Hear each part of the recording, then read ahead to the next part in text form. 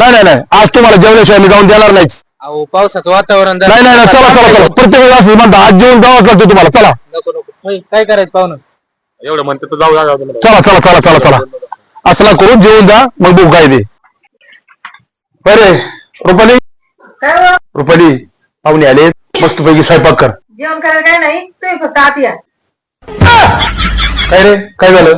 अहो तुम्ही बोलवले तुमचे पाहुणे, इथं भाजीला काय नाही, स्वयंपाक करायला आहे काही. रुपाली, आता पाहुणे तर बोलावले, आता डोक्याला एवढा शिन झालाय, घरात भाजी नाही काय, मला पहिलं सांगायचं ना, घरात काहीच नाही का स्वयंपाकाला, काहीतरी असेल ना. वरणाची डाळ आणि तांदूळ एवढंच शिल्लक आहे, बाकी काहीच नाही. तुम्ही ना आता एकदम शांत राहा. माझ्या इज्जतीचा प्रश्न, पाहुणे तर बोलून ठेवले तिथं, काहीतरी डोकं लावले तुम्ही दम. एक काम करू, तुझा स्वयंपाक पूर्ण झाला मला हाका मार, मला तू म्हणायचं होय हो जेवण तयार झाले, आणू का बाहेर. मी म्हणा घेऊन ये. तो काय करायचं, तेवढ्या भांड्या खाली पाडायचं, भांड्या खाली पडलं की म्हणा रुपाली काय सांडलं, तर म्हणायचं अहो पनीर सांडलं. अलग लक्षात, पुन्हा सेम तसंच विचारायचं होय हो स्वयंपाक तयार आहे, घेऊन येऊ का बाहेर. मी पुन्हा म्हणा रुपाली, तो पुन्हा एक भांडा आदळायचं.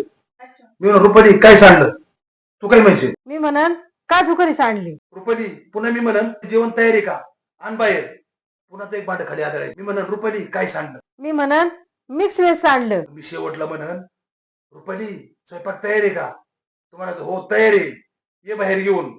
मग त्यावेळेस काय आणणार तू बाहेर. त्यावेळेस मी वरण भात घेऊन येईन बाहेर, मस्त पाहुण्यांना जीव घालू.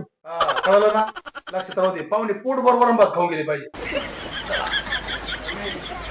आता मस्त स्वयंपाक होतोय, फर्स्ट क्लास जेवायचं आणि पोटभर जेवून घरी जायचं. होय हो स्वयंपाक तयार झालाय. आण लवकर आण बाहेर.